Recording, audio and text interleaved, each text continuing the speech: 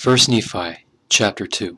For behold, it came to pass that the Lord spake unto my father, yea, even in a dream, and said unto him, Blessed art thou, Lehi, because of the things which thou hast done, and because thou hast been faithful, and declared unto this people the things which I commanded thee. Behold, they seek to take away thy life.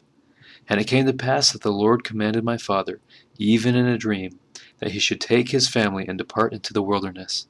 And it came to pass that he was obedient unto the word of the Lord, wherefore he did as the Lord commanded him. And it came to pass that he departed into the wilderness, and he left his house, and the land of his inheritance, and his gold, and his silver, and his precious things, and took nothing with him, save it were his family and provisions, and tents, and departed into the wilderness. And he came down by the borders near the shore of the Red Sea, and he traveled in the wilderness, in the borders which are nearer the Red Sea, and he did travel in the wilderness with his family, which consisted of my mother, Sariah, and my elder brothers, who were Laman, Lemuel, and Sam. And it came to pass that when he had traveled 3 days in the wilderness, he pitched his tent in a valley by the side of a river of water. And it came to pass that he built an altar of stones, and made an offering unto the Lord, and gave thanks unto the Lord our God. And it came to pass that he called the name of the river Laman, and it emptied into the Red Sea, and the valley was in the borders near the mouth thereof.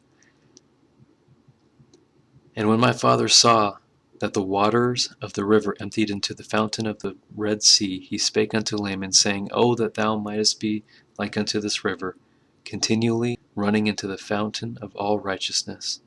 And he spake unto Lemuel, O that thou mightest be like unto this valley, firm and steadfast, and immovable, in keeping the commandments of the Lord. Now he spake because of the stiffneckedness of Laman and Lemuel, for behold, they did murmur in many things against their father, because he was a visionary man, and he had led them out of the land of Jerusalem, to leave the land of their inheritance, and their gold, and their silver, and their precious things, to perish in the wilderness. And thus they said he had done because of the foolish imagination of his heart. And thus Laman and Lemuel, being the eldest, did murmur against their father, and they did murmur because they knew not the dealings of that God who had created them. Neither did they believe that Jerusalem, that great city, could be destroyed according to the words of the prophets, and they were just like unto the Jews who were at Jerusalem, who sought to take away the life of my father. And it came to pass that my father did speak unto them in the valley of Lemuel, with power, being filled with the Spirit, until their frames did shake before him.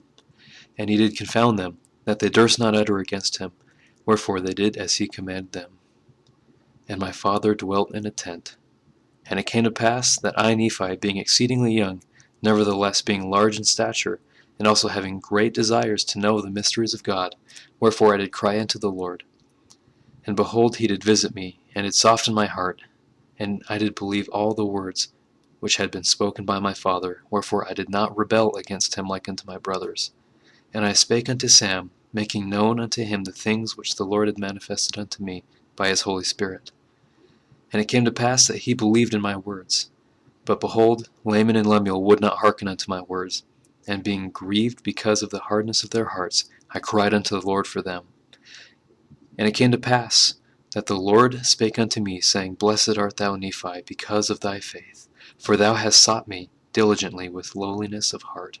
And inasmuch as ye shall keep my commandments, ye shall prosper, and shall be led to a land of promise, yea, even a land which I have prepared for you, yea, a land which is choice above all other lands. And inasmuch as thy brethren shall rebel against thee, they shall be cut off from the presence of the Lord. And inasmuch as thou shalt keep my commandments, thou shalt be made a ruler and a teacher over thy brethren.